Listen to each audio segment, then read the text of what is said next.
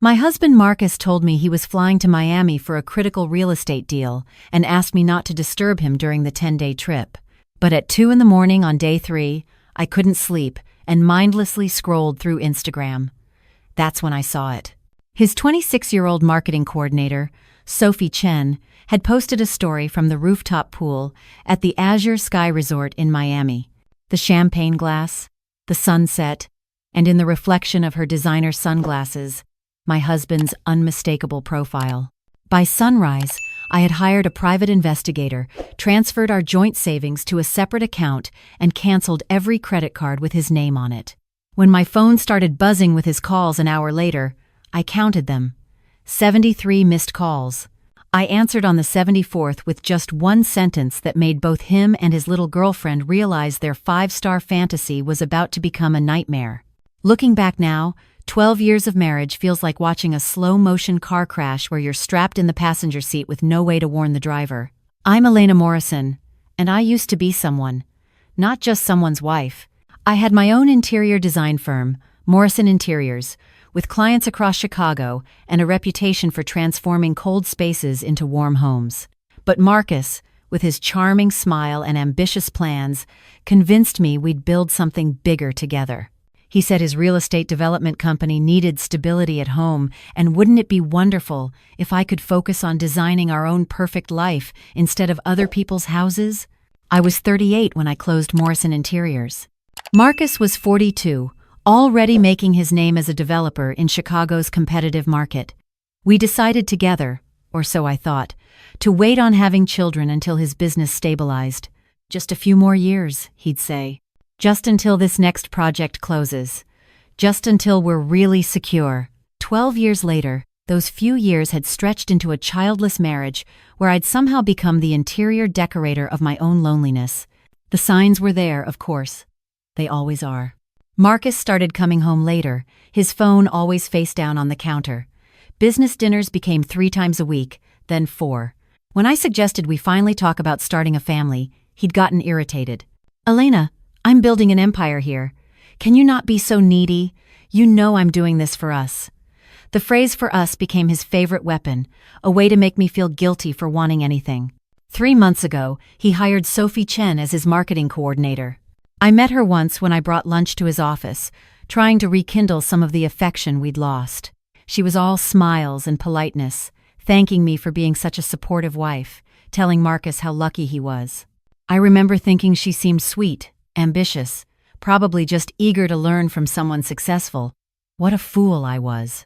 The Miami trip came up suddenly.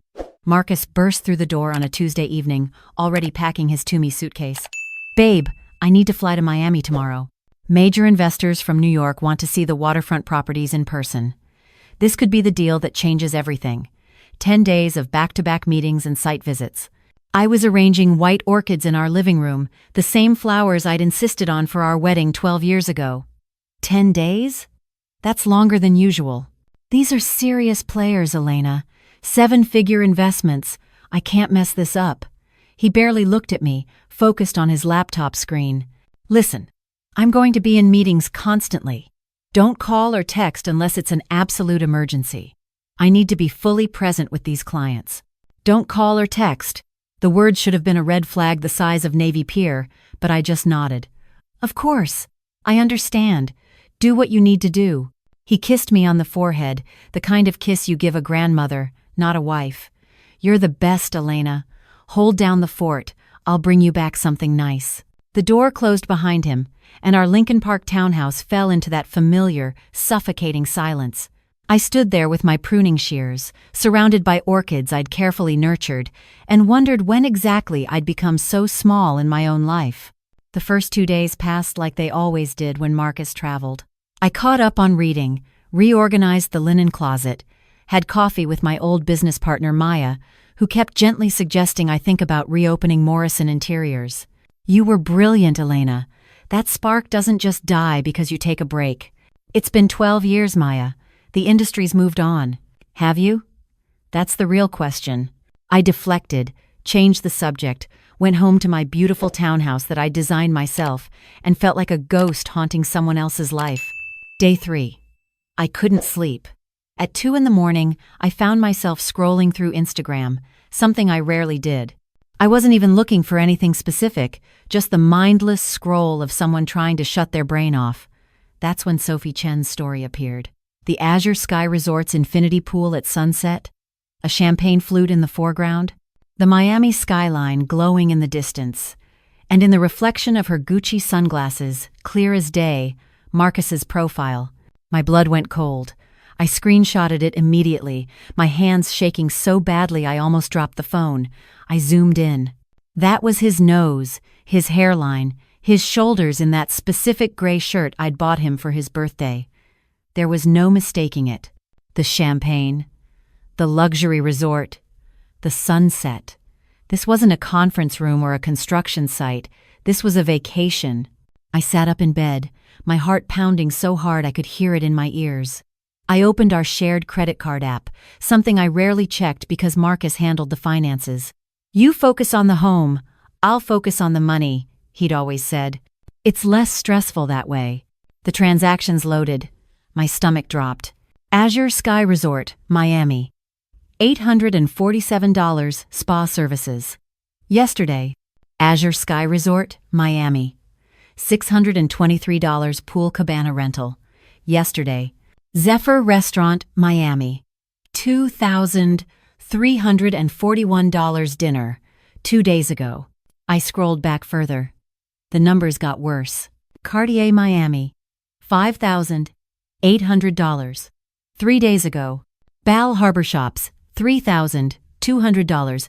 3 days ago. I did the math in my head. Over $15,000 in 3 days. For meetings with investors. Right. I didn't cry. That's the strange thing. I thought I would dissolve into tears, but instead I felt this eerie, crystalline clarity, like watching chess pieces move across a board and suddenly seeing the whole game. I got out of bed, went to my laptop, and started making calls.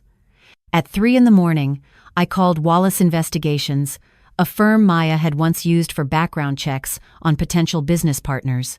I left a detailed voicemail. Husband, Miami, Azure Sky Resort, need surveillance. Money is no object. By 6 a.m., they'd called back. James Wallace himself, impressed by my composure. "Mrs. Morrison, I've been doing this for 20 years. The calm ones are the dangerous ones. Tell me what you need.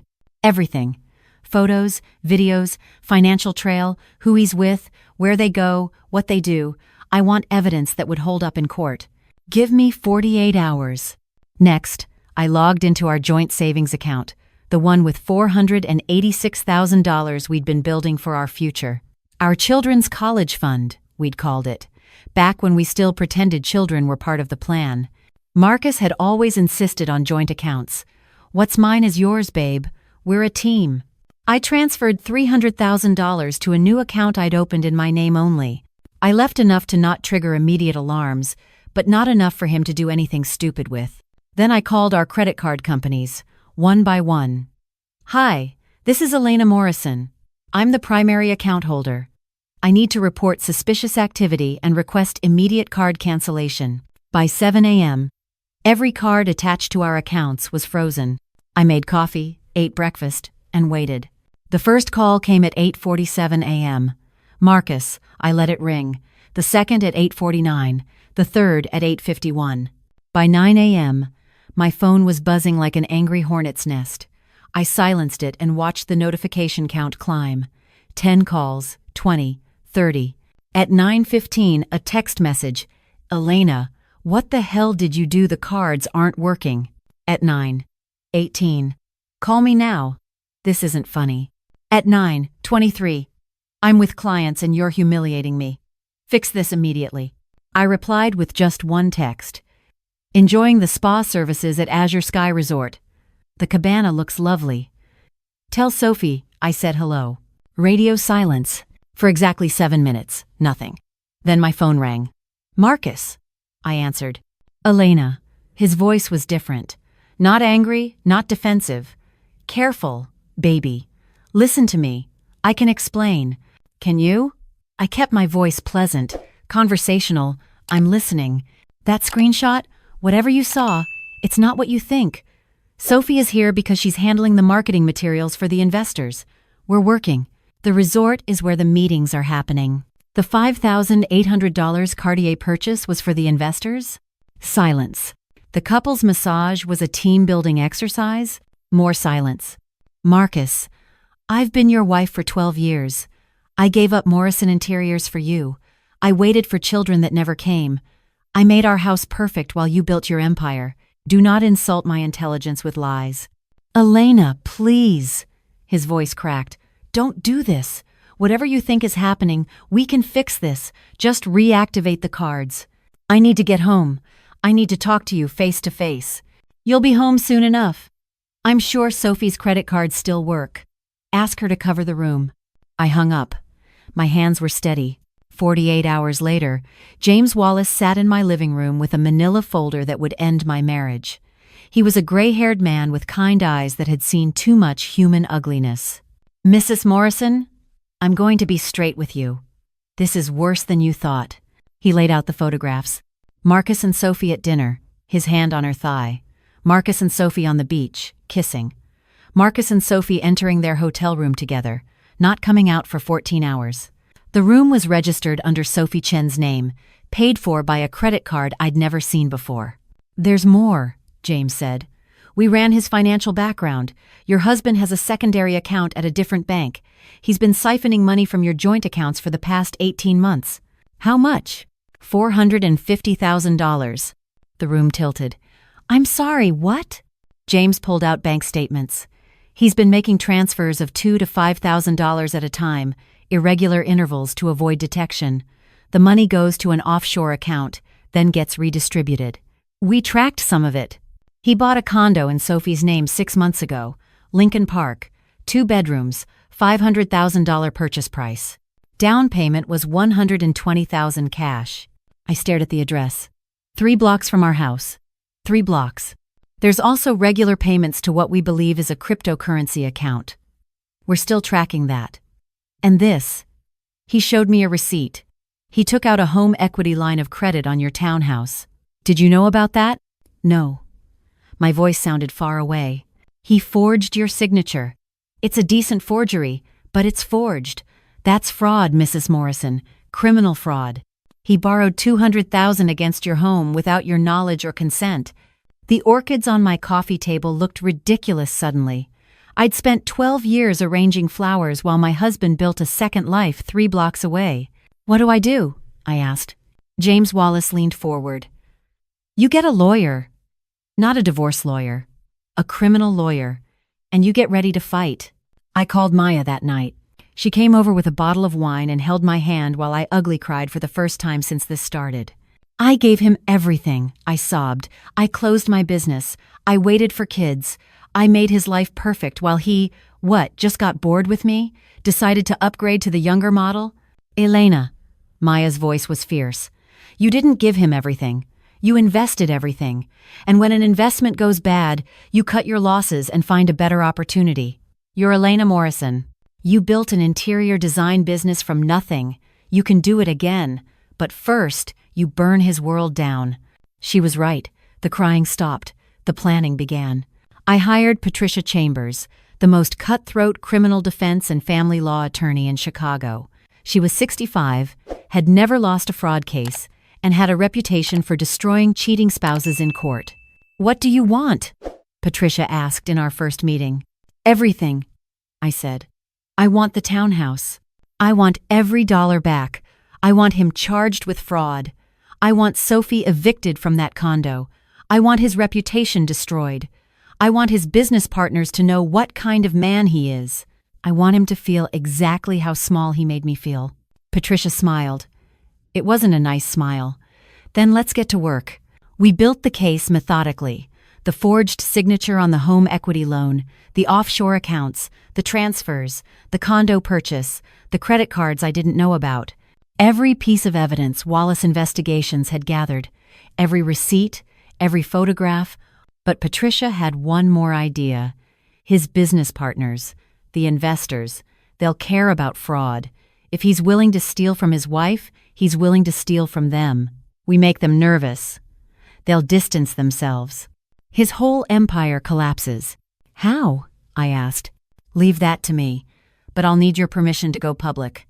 I thought about Marcus, about his carefully cultivated image as the reliable, honest developer, about how much he valued his reputation, about how he'd hidden me away at home while building that image. Do it, I said. Patricia worked fast. Within a week, she'd sent certified letters to Marcus's 3 biggest business partners and 7 major investors, outlining the evidence of financial fraud, the forged documents, the misuse of joint marital funds. Not accusations, just facts. You may want to review your partnership agreements and financial records, the letters suggested. The response was immediate. Marcus's calls went from desperate to panicked. He left voicemails, each one more unhinged than the last. Elena, what have you done? The investors are pulling out. My partners are threatening to sue me. You're destroying everything I built, everything we built. How can you do this? I listened to each one, saved them, forwarded them to Patricia. Good, she said. He's confessing to caring more about his business than the fraud. We can use this. Marcus came home on day 8. He looked terrible. Unshaven, his eyes red-rimmed, his expensive suit wrinkled. He'd clearly been sleeping in it. Sophie had apparently kicked him out when the money stopped flowing. He found me in the living room, designing a new client's bedroom layout on my laptop. I'd taken Maya's advice and started quietly taking on freelance projects again. It felt good, like waking up from a long sleep. Elena. He stood in the doorway like a stranger asking permission to enter his own home. I looked up. Marcus, you're back. We need to talk. He looked around, maybe noticing for the first time how I'd already removed his photos from the walls, how I'd rearranged the furniture, making the space mine, not ours. I think we're past talking. You should speak to my attorney, Patricia Chambers. I believe you've already received her letters. Your attorney? He laughed, bitter and harsh. Elena, I'm your husband. We don't need attorneys. We need to fix this. Fix what? The $450,000 you stole? The condo you bought your girlfriend 3 blocks away? The forgery? Which part would you like to fix first? His face paled. How did you... Hire better people if you're going to commit crimes, Marcus. Your offshore accounts have paper trails. The condo purchase has a mortgage with forged documents. Your credit cards have receipts that paint a very clear picture of what you were doing in Miami. And everywhere else. He slumped into a chair without asking. I never meant for this to happen. Sophie, it was just, we were working late and things happened. It didn't mean anything. Don't. My voice cut like glass. Don't you dare minimize this. You didn't just cheat. You stole from me. You forged my signature. You built a whole second life with my money while I sat here waiting for you to remember I existed. You made me small, Marcus. You made me believe I was lucky you tolerated me. That's not true. I loved you. I do love you. No. You loved having a beautiful home to come back to. You loved having someone who asked no questions. You loved having access to joint accounts you could raid whenever you needed to impress your 26-year-old mistress. That's not love. That's convenience. The doorbell rang. Marcus looked at me, confused. I stood up and opened it. 2 uniformed police officers and Patricia Chambers. Mr. Marcus Hayes? One officer said. Marcus stood up slowly. Yes? We have a warrant for your arrest. Charges of financial fraud, identity theft, and forgery. You have the right to remain silent. I watched them read him his rights, watched them put handcuffs on my husband of 12 years, watched him look at me with this bewildered expression like he couldn't believe I'd actually done this. Elena, he said as they let him out. Please, don't do this. I'll fix everything. I'll give the money back. Please. I closed the door. Patricia stayed behind. The prosecutor loves this case. With the forged documents and the clear paper trail, they're confident about conviction. He'll probably offer a plea deal. What kind of deal? Probably 5 years probation, full restitution of the $450,000 plus the equity line of credit, and he'll have to surrender his real estate license. He won't go to jail if he cooperates, but his career is over. Good, I said. That's good. The next 6 months were a blur of court dates, depositions, and paperwork. Marcus's business partners dropped him immediately. The development deals fell through. Sophie Chen quietly resigned and moved to California, probably to escape the mess.